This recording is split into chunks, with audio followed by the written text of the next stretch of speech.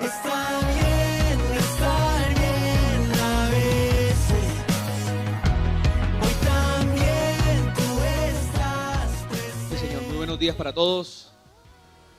Qué bendición poder estar con ustedes en esta mañana. Saludarles y bueno, también acá estar desde el púlpito predicando el mensaje, ¿no? La palabra que el Señor tiene dispuesta para todos nosotros a esta hora. Alabamos el nombre del Señor por guardar nuestra vida, nuestra salud y también por permitirnos hoy congregarnos como la familia en la fe. En ocasión de la instalación del hermano pastor José Manuel, quisiera invitar para que abramos la escritura allí en la carta del apóstol Pablo a Tito. Carta del apóstol Pablo a Tito. Y vamos a estar hablando hoy acerca de esta comisión que recibió Tito. Vamos a hablar un poco de esto y pensando en lo que el Señor ha querido con la iglesia aquí en el sector, en el barrio La Soledad, a partir de este año, el cambio de pastor, entonces poder decir que se parece mucho, ¿no? Se parece mucho lo que vamos a ver con el gran reto que tiene nuestro pastor a partir de este momento aquí. Y por esto la invitación para que estemos acompañando el proceso, para que estemos orando y entregando en manos del Señor este ministerio que sabemos que el Señor lo está respaldando de manera especial.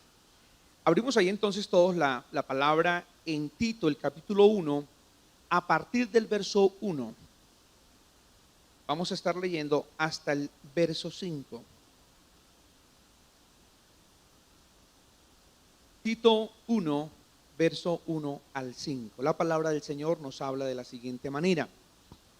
Pablo, siervo de Dios y apóstol de Jesucristo, conforme a la fe de los escogidos de Dios y el conocimiento de la verdad que es según la piedad, en la esperanza de la vida eterna, la cual Dios, que no miente, prometió desde antes del principio de los siglos, y a su debido tiempo manifestó su palabra por medio de la predicación que me fue encomendada por mandato de Dios nuestro Salvador.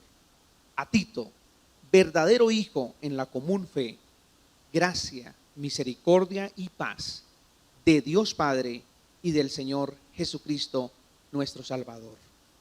Por esta causa te dejé en Creta para que corrigieses lo deficiente y establecieses ancianos en cada ciudad, así como yo te mandé. Si les es posible estar de pies un momento, vamos juntos de pies a orar y rogar al Señor que este mensaje, este tiempo, sea de mucho provecho para todos, que sea de edificación, que sea un tiempo donde podamos ser retados por la palabra y también podamos ser edificados al punto de seguir creciendo como hermanos en la fe y apoyar el ministerio de los hombres como el pastor José Manuel, que han sido enviados para liderar estos procesos. Vamos a orar.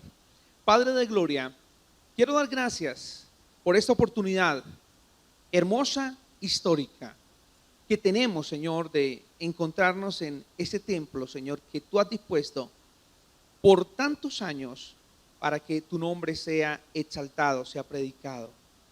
Gracias, Señor, por cada uno de los miembros de la congregación.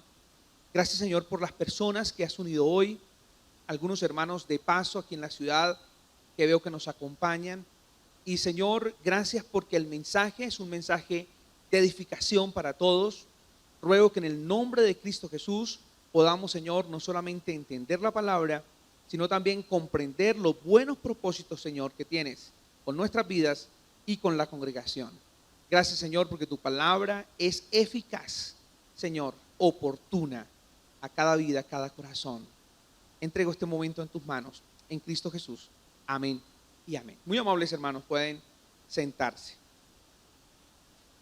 Bien, hablemos hoy del verso 5, sobre todo. Vamos a usar el verso 5. Este texto es un texto muy conocido, especialmente para nosotros los pastores, y cuando nos van a comisionar, este texto es uno de los más sonados. De hecho, hace unos 16 años, cuando me instalaban en la última iglesia donde estuve al frente, este fue el versículo que el pastor en aquel momento enseñó. el verso 5. Vamos a leerlo, pero esta vez les voy a pedir que ustedes levanten la voz y lo lean conmigo para hacerle un poco más de énfasis. Lo volvemos a leer. Verso 5, a la voz de 3. Que se escuchen sus voces. 1, 2, 3. Por esta causa te dejé en Creta, para que corrigieses lo deficiente y establecieses ancianos en cada ciudad, así como yo te mandé. Qué hermosa esta dinámica y qué hermoso como la iglesia se mueve en todos los tiempos. Ha sido precioso entender el buen propósito de Dios con su iglesia. Qué lindo poder entender también que la iglesia no es de hombres, que la iglesia le pertenece a Dios, que algunas personas ocupamos temporalmente, transitoriamente, algunas responsabilidades o algunos cargos que, como los decíamos, son temporales en esta tierra, pero que el Señor de la iglesia es Jesucristo. ¿Cuántos dicen amén, hermanos? Jesucristo es el Señor. Y si Jesucristo es el Señor, entonces Jesucristo es el que pone los términos como quiere que su iglesia se desarrolle. La dinámica de la iglesia depende del buen propósito del Señor. Y hoy quiero que hablemos de esta comisión, de la comisión que recibió Tito, y decir que esta es una comisión especial y que nosotros, al igual que Tito, los siervos del Señor, somos comisionados para cumplir un propósito especial. El Señor a nosotros nos comisiona para cumplir un propósito especial. Según este versículo 5, ¿por qué afirmamos nosotros que esta es una comisión realmente especial? Vamos a ver las razones. Lo primero, hermanos, que podemos observar en el verso 5, en la primera parte, es que esta comisión es especial porque es el propósito de Dios. Eso hace de esta comisión algo especial. Es el propósito de Dios. Y el Señor lo hace usando a su siervo Pablo. En primer lugar, vemos que usa a su siervo Pablo, quien es el que comisiona. Verso 1, mire cómo dice el verso 1. Pablo, siervo de Jesucristo, el autor de este mensaje a Tito y apóstol de Jesucristo.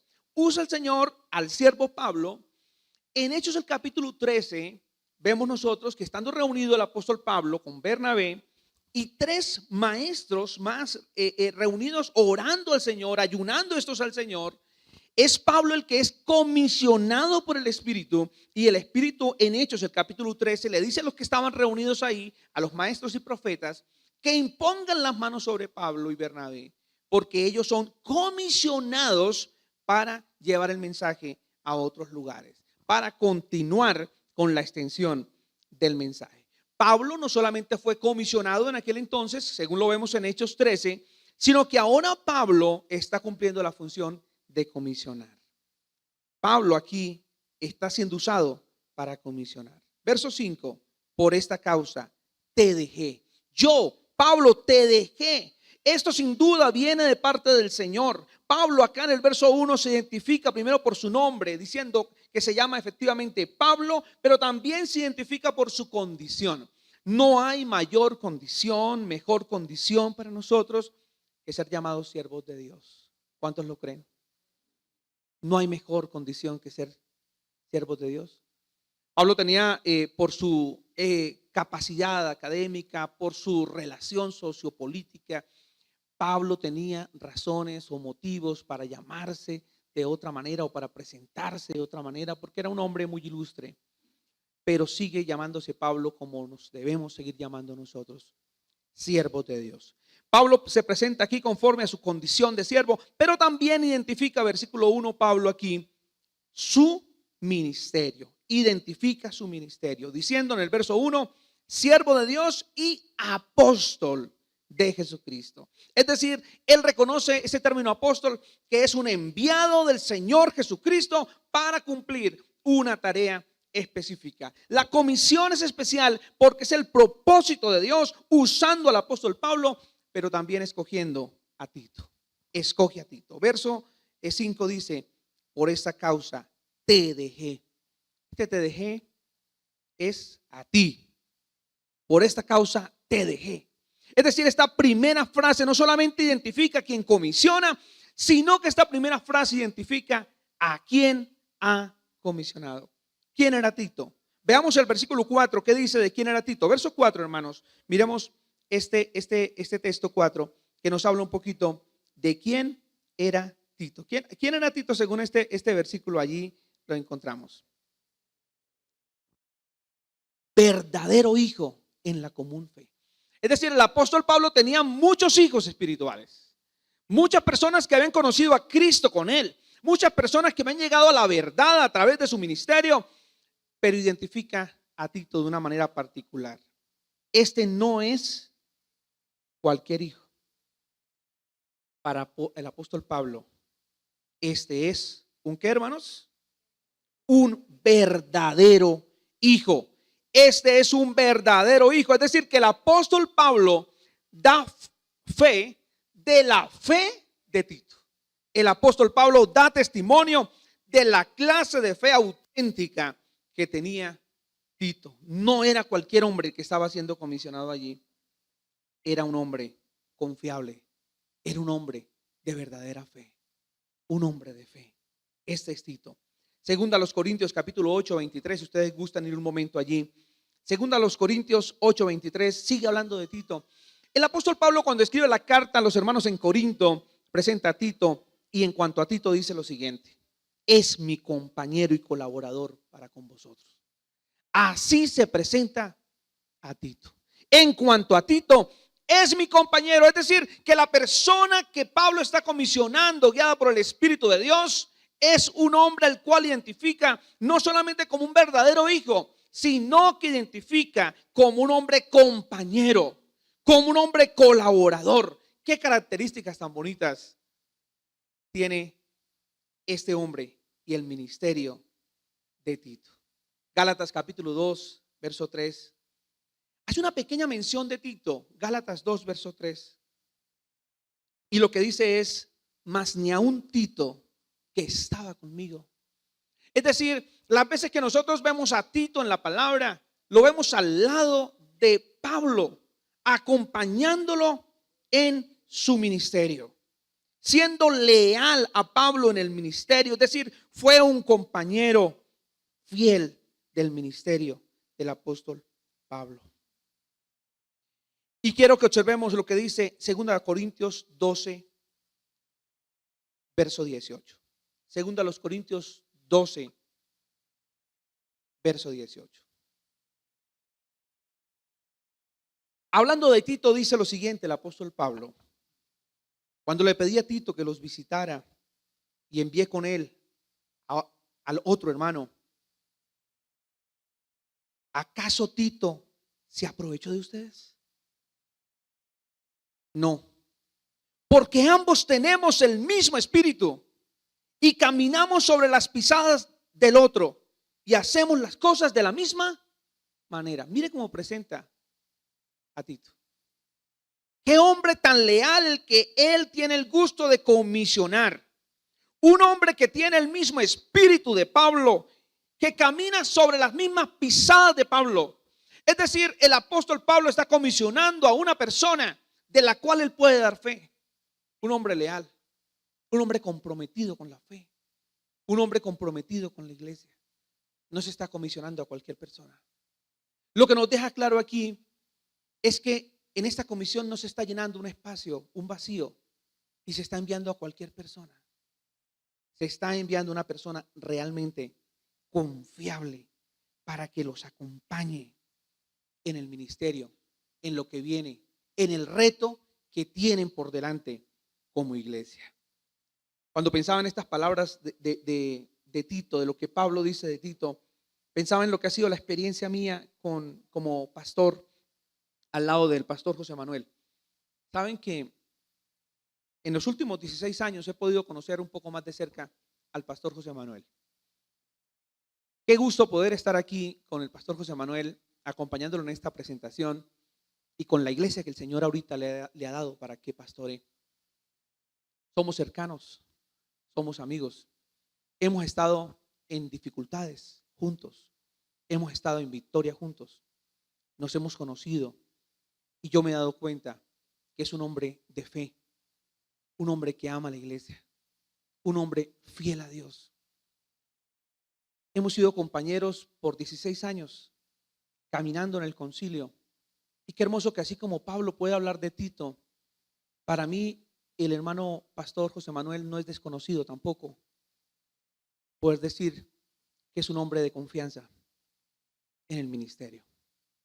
Qué hermoso que la iglesia pueda disfrutar de una persona con amplia experiencia, que en los últimos 21 años pastoreó una iglesia. Es decir, no ha sido un hombre que ha estado de un lado al otro en intermitencia, sino que ha dado muestras de fidelidad en el tiempo. Se gozaba Pablo de hablar de Tito, porque decía, oiga, no tengo a uno con el mismo espíritu como a Tito, que ha caminado en las mismas pisadas como Tito lo ha hecho, de la manera en que yo he caminado. Y se goza Pablo entonces, me imagino, cuando está hablando acá de Tito, de la calidad de persona, de siervo de Dios al cual está comisionando. Ahora yo quiero que vayamos a Tito 1:5 y miremos esta primera frase. Por esta causa, gracias, quien trajo el agua. Por esta causa te dejé en Creta. Esta frase identifica a la persona que comisiona, el apóstol Pablo, usado por el Espíritu Santo, a la persona a quien comisiona, que es a Tito, y ya lo describimos por los textos usados. Esta corta frase también identifica el lugar a donde es comisionado. Rápidamente vamos a identificar cuál es el lugar. ¿Cuál es el lugar? Muy bien. Por esta causa te dejé en Creta. Este es el lugar al cual es comisionado Tito. Esta isla, la isla de Creta, no era cualquier isla. Era una isla que tenía unos puertos distinguidos, tenía los principales puertos marítimos. Era un paso obligado, especialmente a la gente que atravesaba por el Mediterráneo, y sobre todo era el lugar de hospedaje e intercambio comercial. Era el lugar, digamos, de las grandes exposiciones. Muchas de las cosas pasaban primero por Creta. Creta era un lugar obligado para el transporte de muchas mercancías y personas que venían de muchas culturas se asentaban en Creta, por eso era una isla multicultural, lo que llevó a ser un lugar con muchas oportunidades laborales, pero también un lugar conocido por la superstición y la inmoralidad. Claro, estos lugares se convierten en lugares de paso para muchas personas y crecían en estos lugares situaciones inmorales como la prostitución y demás prácticas como el homosexualismo. Era conocido en esta isla, era un lugar propicio para todas estas actividades. No solo se trataba de un lugar donde había intercambio comercial y que generaba ocasión y oportunidad laboral para muchos, sino también un lugar que identifica a su propio profeta. En Tito el capítulo 1, el verso 12, para el lugar a donde mandan a Tito, no era un lugar fácil. El propio profeta, uno de sus poetas distinguidos allí en esta isla, comenta lo siguiente, versículo 12, y con una frase describe la calidad de personas que habitaban en este lugar. Tito 1:12. Uno de ellos, su propio profeta, ¿qué fue lo que dijo? Los cretenses. De todo ese versículo, aunque no lo crean, la palabra que más me impacta es este adverbio de tiempo. Siempre. Esta es la palabra que más me impacta de todo ese versículo, porque todas las palabras que siguen a continuación son aterradoras. Pero que aparezca la palabra siempre. Siempre. Es decir, que el carácter de estas personas, de manera permanente, en su carácter, ellos se distinguían por ser, sigamos leyendo, mentirosos, malas bestias, glotones ociosos, pudiéramos decir una cultura identificada porque cada uno quería sacar provecho para sí, porque la gente quería lo suyo propio, porque no había solidaridad ni fraternidad, porque no había respeto por el otro, porque todos a toda costa querían pasar por encima de los demás. Y para eso usaban la mentira. Es decir, Tito fue enviado a trabajar en un lugar donde la gente no producía confianza. Gente en la que nadie podía confiar. Oiga, si usted se encuentra con personas que siempre son mentirosas, ¿cómo identificar el momento que estas personas digan la verdad? Qué difícil confiar en los negocios, en personas. Imagínense que se movía el comercio y la cultura era una cultura mentirosa. ¿Cómo levantar una iglesia que está siendo rodeada de una cultura mentirosa, de una cultura dañosa, inmoral? Qué difícil.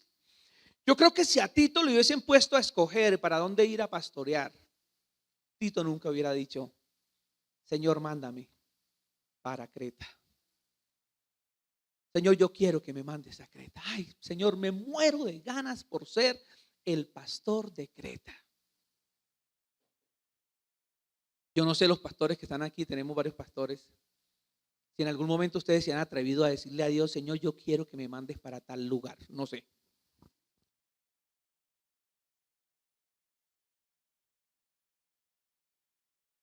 ¿Y lo han hecho? Señor, por favor, mándame a pastorear a tal lugar. Yo la verdad no lo he hecho. Incluso hasta le saqué el cuerpo a esto de ser presidente de la denominación y hasta último momento le dije: Señor, muestra tu voluntad. Como queriéndole decir: ay, Señor, que no sea, que haya otro. Porque definitivamente no estamos donde necesariamente quisimos estar. Estamos donde el Señor quiere que estemos. Esta primera frase es una frase que debe traerle descanso a los hermanos. El pastor José Manuel ya es veterano en esto y sabe que no es fácil llegar a una iglesia y empezar. Yo sé que el pastor sabe que no es fácil. Hay mucho afecto. Hay mucho afecto por los pastores. A mí me gozan mucho las llamadas que me hacen a mí, especialmente después de los cambios de pastores. Y es: estoy en desacuerdo con la denominación por el cambio de pastor. Y me gozo de esas llamadas, porque casi todas las llamadas han llegado a mí. No estoy de acuerdo, pastor, con ese cambio. ¿Por qué? ¿Por el pastor que llega? Entonces me contestan: no, por el que se nos va. No estoy de acuerdo que nos saquen al pastor. No queremos que nos saquen al pastor. Y hay hermanos que dicen: queremos mandar cartas con muchas firmas. Pero ¿qué es lo emocionante de todo esto? Que los hermanos no están en contra del que llega, sino están agradecidos con el que tienen. No quieren que se les vaya. Si a mí más bien me llaman y me dicen: pastor, lo llamo para darle gracias porque nos sacó el pastor, eso me dolería. Pero las llamadas son: qué lástima que se vaya nuestro pastor. La iglesia entiende que los pastores no estamos porque elegimos estar. Estamos porque Dios nos puso en el lugar que Él quiso. No estamos en el lugar que elegimos estar. Estamos en el lugar que Dios nos quiere usar. Por eso esta es una comisión especial, porque ese es el propósito de Dios. Iglesia Alianza en la Soledad. Dios les ha enviado pastor y se los ha enviado conforme a su buen propósito. ¿Cuántos dicen amén? ¿Cuántos dicen amén?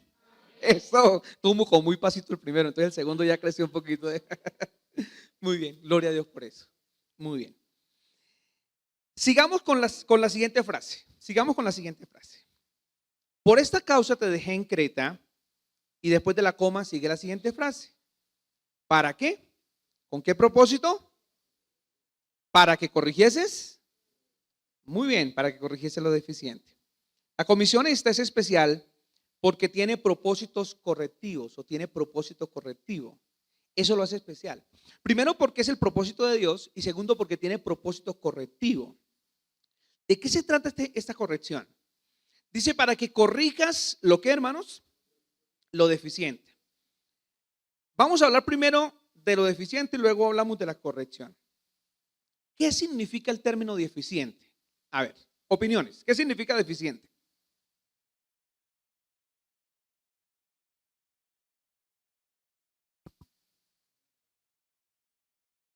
Que no es para nada suficiente. Suficiente, bueno, que no es para nada suficiente. Bien. ¿Qué significa el término deficiente?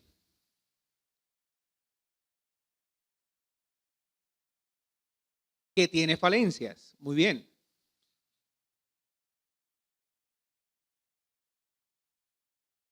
Muy bien. Deficiente es que las cosas no se están haciendo como debieran ser, como debiesen ser. Muy bien. Eso dice la hermana. Seguimos definiendo. Que es algo incompleto. Muy bien. Deficiente es que es algo incompleto. Bien. ¿Qué más, hermana? Que le falta algo. Muy bien. Que le falta algo. Deficiente es que le falta algo. Seguimos. ¿Cómo? Que tiene algún defecto. Deficiente es que tiene algún defecto. Muy bien. Todas las opiniones me parece que han sido distintas. Interesante. Este diccionario es amplio. Seguimos. Deficiente. Otra definición. muy bien, hermano. Qué bien. Muy bien, sí. Algo de lo que ustedes dijeron lo tengo acá. Es algo falto, algo incompleto, insuficiente, imperfecto. Pero también que está en estado de retraso o que su desarrollo es incompleto. Su desarrollo es incompleto. Pudiéramos decir que es lo que no está siendo eficiente. No está siendo eficiente. ¿Cómo es posible que el apóstol Pablo comisiona a Tito y guiado por el Señor le dice que el propósito de su presencia ahí es para que se corrija lo deficiente? Ahora, Tito es comisionado a ser el pastor de la iglesia, pero sin duda él tiene que ser un hombre de la comunidad. Los pastores no solamente llegamos a trabajar a la iglesia, llegamos a trabajar con toda una comunidad también. Es el pastor que identifican los vecinos. Quiéralo o no, muchos de los vecinos saben que aquí hay un hombre confiable, que aquí hay una persona de un carácter que lo distingue, al cual pueden acudir en cualquier momento. Generalmente al pastor se le llama en cualquier lugar pastor. Se antecede a su nombre y se le dice el pastor Javier, el pastor Nelson, el pastor José Manuel. Es decir, que ser pastor no es pasar desapercibido en cualquier escenario. Es el pastor no solamente de la congregación, sino que es el pastor también a la cual la comunidad identifica y de quien esperan algo. Del pastor la comunidad espera algo. Pero quiero aterrizar un poco esto que estoy diciendo. No lo mandan al pastor Tito a corregir las deficiencias de Creta. Lo mandan a Tito a corregir las deficiencias de la iglesia. Aunque es el pastor que impacta a la comunidad, las deficiencias de las que habla aquí no son las deficiencias de Creta. Es decir, no podemos esperar cambiar a los incrédulos a menos que lleguen a Cristo, sino que el proceso de completar lo que falta es dentro de la iglesia. Somos nosotros la iglesia los que tenemos que dar cambios. Somos nosotros la iglesia los que tenemos que desarrollarnos. Y esa es la misión que tiene Tito. Ahora, ¿qué deficiencias vemos en esta carta que tiene 3 capítulos? Vamos a ver algunas de estas. Acompáñenme, hermanos, en un pequeño recorrido por Tito. Capítulo 1, verso 7. Porque es necesario que el obispo sea irreprensible como administrador de Dios. Había algo que había, hermanos, allí como deficiencia en la iglesia, ¿sabe qué era? Ausencia de creyentes modelos.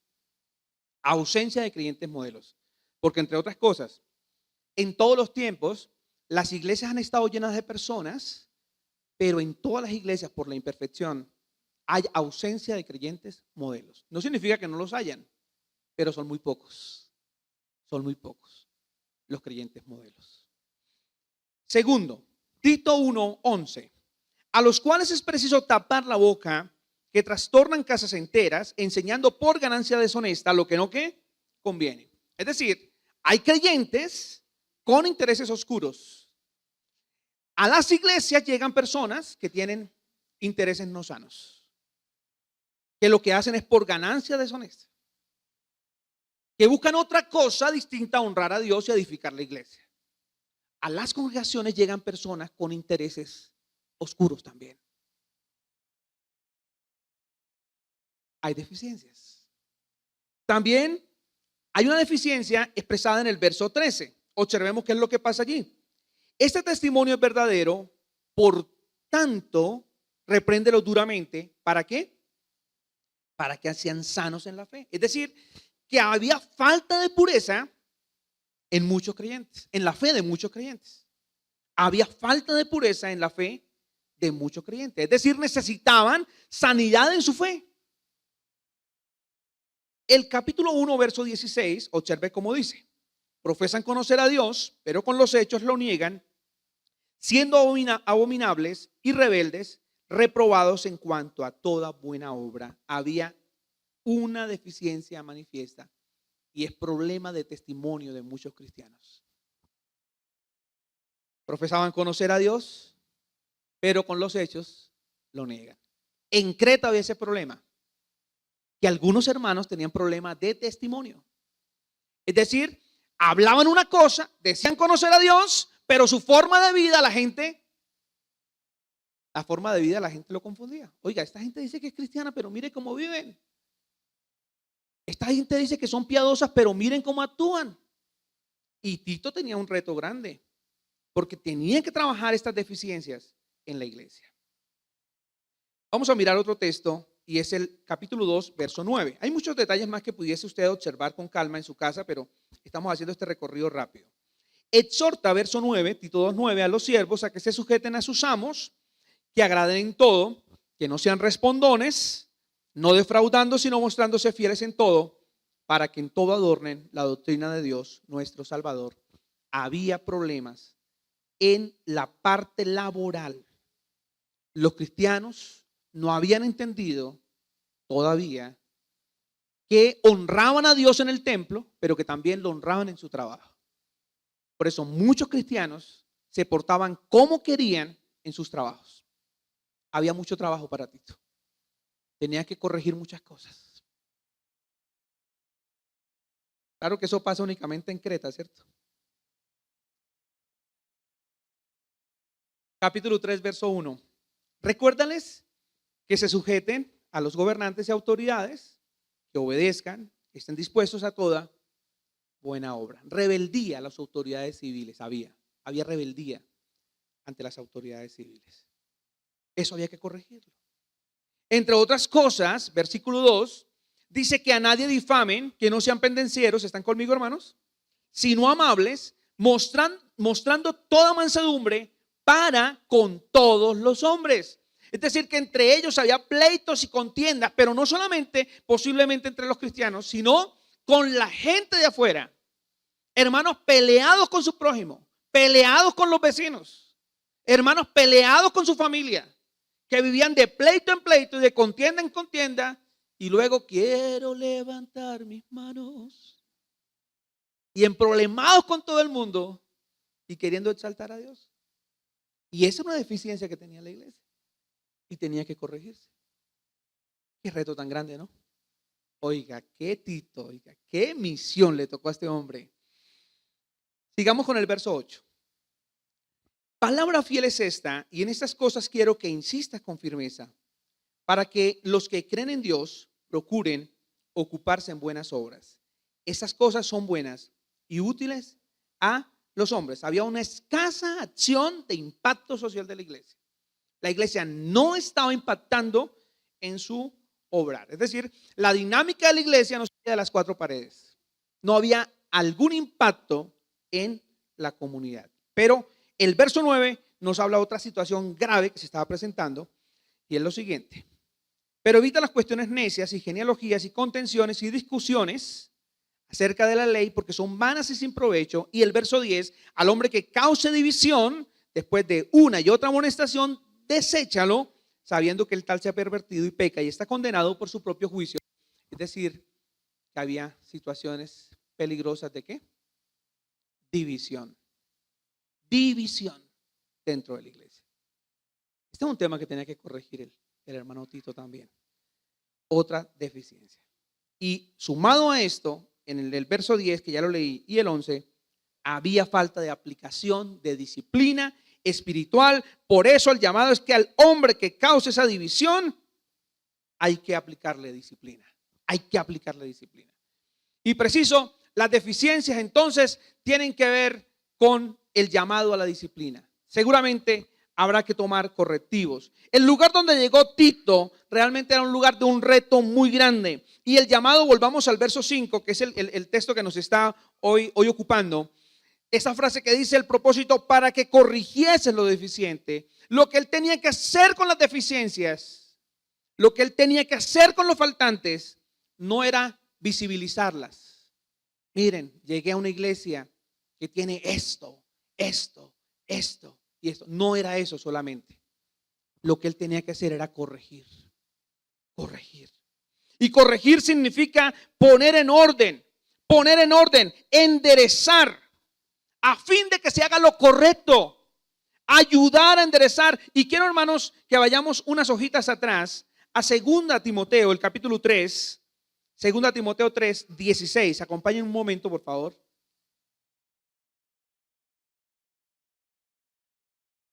Vamos a leerlo unidos, ¿les parece, hermanos? 16 y 17. 2 Timoteo 3, 16 y 17. 1, 2, 3. Toda la escritura es inspirada por Dios y útil para enseñar, para redarguir, para corregir, para instruir en justicia, a fin de que el hombre de Dios sea perfecto, enteramente preparado para toda buena obra. Toda la escritura, verso 16, es inspirada por Dios. Amén. Pero toda la escritura es útil. Y dentro de la utilidad de la escritura es que la escritura cumple una función, hermanos, que nos sorprende a todos, pero es infalible. Lo hace la palabra: corregir. Por eso cuando el apóstol Pablo le está diciendo a Tito que te dejé para que corrijas lo deficiente, lo que le está diciendo es: usa la escritura. Porque la corrección en la Biblia, en la iglesia mejor, no se hace con regaños. La corrección en la iglesia no se hace con imposición. La corrección en la iglesia se hace con enseñanza. Es la palabra la que corrige. Miren, hermanos, tan hermoso cuando puede decir el cristiano: no es que la iglesia me obligue. Mire, cuando nosotros podemos usar ese lenguaje, especialmente los jóvenes, los adolescentes en sus colegios, qué hermoso poder hablar de esa manera. No, señor, no es como ustedes dicen, no es la iglesia la que me obliga, no es el pastor que me obliga a que haga esto o lo otro, o a que no haga esto o lo otro. Es la palabra del Señor. Yo lo encontré en la palabra. Yo lo aprendí en la palabra. Por eso yo no hago esto, por eso no hago aquello, porque la palabra me llevó, porque la palabra me confrontó, porque la palabra me enseñó, hermanos. ¿Y saben qué es algo que me emociona de la Iglesia Alianza? A los aliancistas que están aquí, hermanos, a todos los aliancistas que están aquí, levanten la mano los aliancistas que están aquí. A ver, el pueblo aliancista que está aquí, de pronto algunos vienen de otra denominación, pero bueno, hay bastantes aliancistas, gracias a Dios, contentos, felices. Eso de que digan algunos que somos la mejor iglesia, ay no, qué aburrimiento. ¿Quién dice eso? No, aquí no se trata de pelear cuál es la mejor, no, eso no se trata.